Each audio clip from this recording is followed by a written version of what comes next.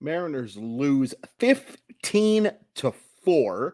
They fall to 38-42 on the season. They fall to 1-3 on the homestand. You want to talk about what happened? The Mariners scored 4 runs in the second inning and then played hot garbage for the rest of the game. Holy crap on a cracker. I wish I would have saved. I wish this was the 13-second video. I wish this was the 13-second video because I don't want to talk about this. But I'm going to because I'm a nice guy and because I promised I would.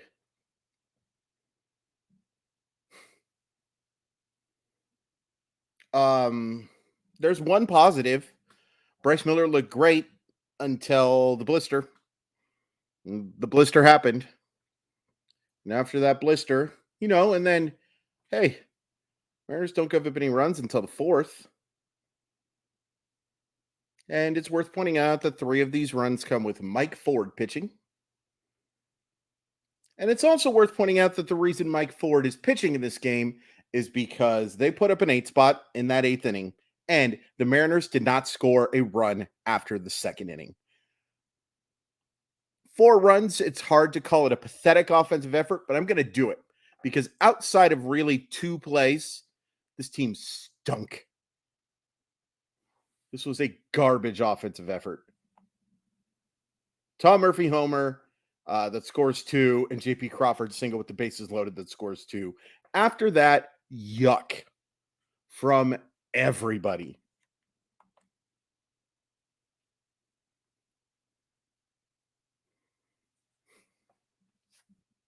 What do? You're now 38-42, and you look like crap doing it. You guys got to remember, all these people who keep waiting for this hot streak to start. This was when the Seattle Mariners started playing real well. Heck, they probably were right in the middle, if not towards the end. No, right in the middle of their 14-game winning streak. Because I remember the winning streak went until the All-Star break. So if you're waiting on that, keep on waiting to see what happens. By the way, a couple of things. Number one, I acknowledge that this is an ugly hat. It's the only hat that I could find quickly. And doesn't this ever deserve an ugly hat? Doesn't it? And second, let's talk about the 13-second video. Most of you thought it was pretty darn funny, and most of you thought it was pretty cool, and I appreciate that. It was intended. I knew I was going to end the video shortly, but some of you didn't like it very much, and I will just say I'm sorry. I wanted to do a deep analysis yesterday on the game and maybe talk about the first half effort. I'll probably wait and do that now Monday because it'll be past the halfway point that way, and we can be a little more accurate. But yeah, if you didn't like it, I'm sorry. I thought it was really funny, and it's what I thought the team deserved. It deserved another one of those tonight. And I hate saying it, but oh my goodness gracious, Julio Rodriguez was terrible tonight. Missed some very hittable pitches, swung through them. Does his usual good job with the glove and all of that stuff. They need Julio Rodriguez to play like a superstar. And is that fair to Julio Rodriguez? Not really. But can you criticize him for his efforts right now? Yeah, especially tonight. He was bad. He was a bad major league hitter tonight. And we've seen a few too many of these, but this was especially tonight a bad effort. Love Julio Rodriguez. Think he is the best chance they've had at a superstar position player in a long time. And he's played like it at times even this year and for the majority of last year too, as a 22-year-old. But tonight stunk. Ty France was awful tonight. Eugenio Suarez was awful tonight. Jose Caballero, outside of a little bloop single, was awful tonight. Teoscar Hernandez does sting a baseball. And draws 2 walks. He had a nice little day. It's probably, I hate saying it, probably time to start exploring that market. I'm not giving up on this team, but I want to know what I can get for Teoscar Hernandez now. Because if somebody's willing to offer a couple of real nice prospects for him, yeah, I'm doing it. I don't like that I'm doing it, but I'm doing it. I'm not giving him away for a B prospect. I'm not giving him away for something that wouldn't be compensationable. That's not a word. Similar to a draft pick, because I would be offering Teoscar Hernandez arbitration at the end of the year, compensation, and he may take it. He may not, because this free agent class stinks outside of especially Shohei Ohtani. But outside of him and a couple other exceptions, it's bad. I can see him getting a real nice long-term deal. But I'm certainly, if he does not get traded or if he doesn't sign an extension beforehand, he is certainly a player that I would be offering compensation to at the end of the year. Because if he doesn't sign it, it'd be nice to have that draft pick.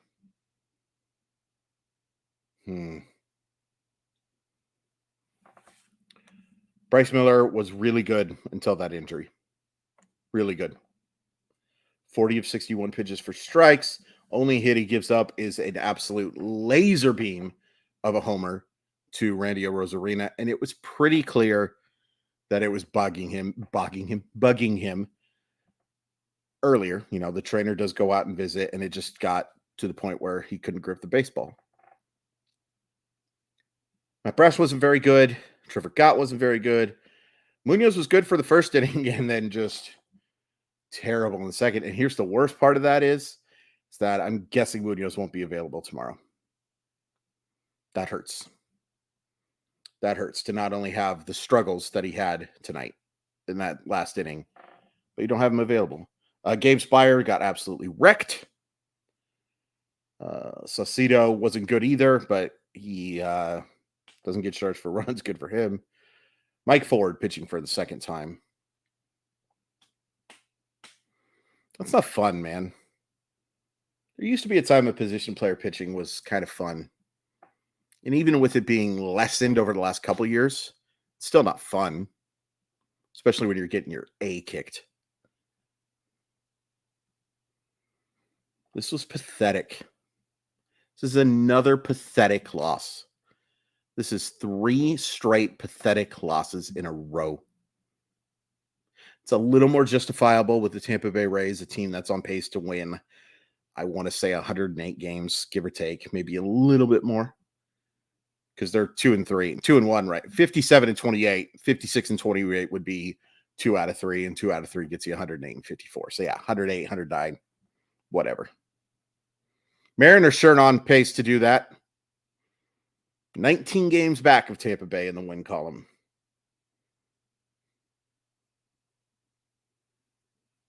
This is bad. This is so bad. It's so disappointing. It's so frustrating. And more than anything, I'm sad. I'm sad because I had such high expectations for the year. And for a cornucopia of reasons, they have been one of the most disappointing teams in baseball. I think I'd probably rank them 4th of the most disappointing teams in baseball. Number 1, Mets. Number 2, Cardinals. Number 3, Padres. Number 4, Mariners. I guess you could argue a few teams belong in that range, but yeah.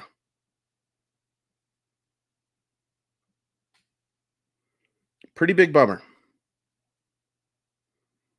Pretty big bummer. And yet I absolutely refuse to give up on this year as a fan. I'm going to be frustrated. I'm going to be yell. I'm going to be mad. And when you see me not yell and be mad, you'll know that I've given up, and I refuse to do that. It's just no fun. The analytical brain in me is telling me this is over, Chris.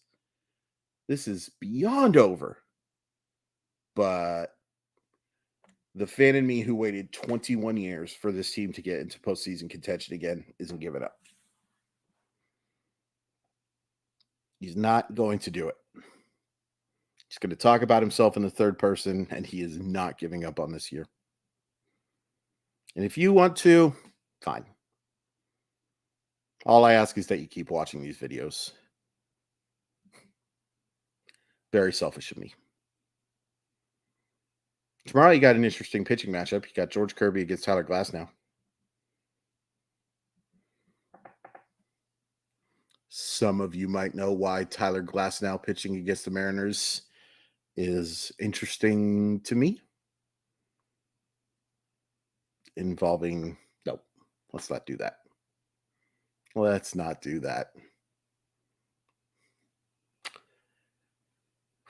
But boy, do you need to win these next two. And even if you win these next two, it's a disappointing homestand. 3-3 just does nothing for me. Now, you could say that, hey, win these next two, you sure feel a heck of a lot better, right? You get a little bit of momentum going. Momentum's really not a thing in sports. It's only as good as your next day starting pitcher.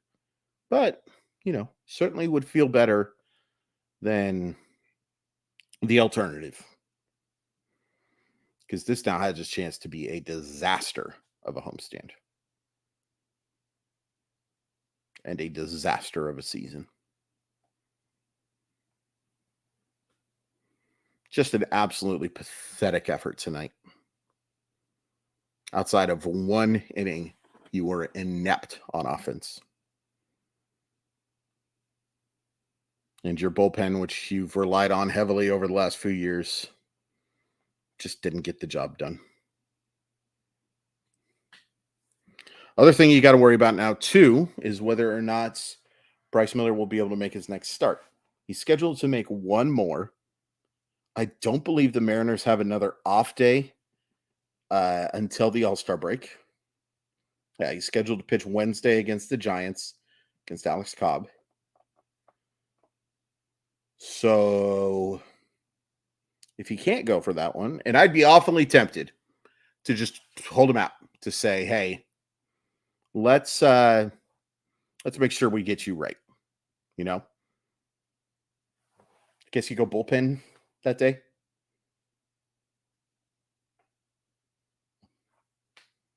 It's not good. Their starting pitching depth is gone. It's done. And so here's hoping this is one of those blisters that can heal and nothing flat. Because there's not a whole heck of a lot behind him.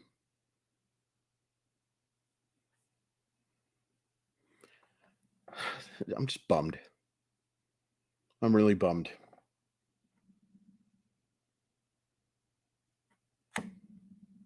Thought this was going to be a fun year. And hey, it still could be. It still could be. You could win 55 games in the second half of the year. You could have Julio turn things around on a more consistent basis. You could have, Ty France go on one of his runs. You could have the starting pitching go on one of the runs that they had last year where it seemed like every starter was going 6 innings and giving up 2 or fewer, or 2 or less, however you're supposed to say that.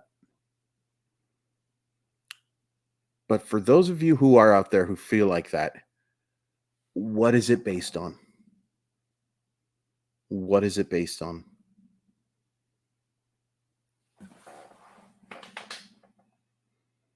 I don't know. I'm trying my darndest to be optimistic because it's just the better way to go through life. But Seattle Mariners of 2023, you're not holding up your end of the bargain. And that makes me sad. Wednesday, I was mad. Tuesday, I was mad. Wednesday, I was apoplectic. Thursday, slept a lot. And Friday, today, I'm sad. I am sad. It's just a game, but I really like this team. I'd really like this team to do well for my grandma. Really like this team to do well for the good people of Seattle. And they're not doing it. I'm watching this firework display right now, and it's just like, why? I know why. Because you promised people you were going to do it before. But I'd have no interest in looking at fireworks right now. I'll tell you that much. You saw enough of them with the Tampa Bay offense scoring 15 runs.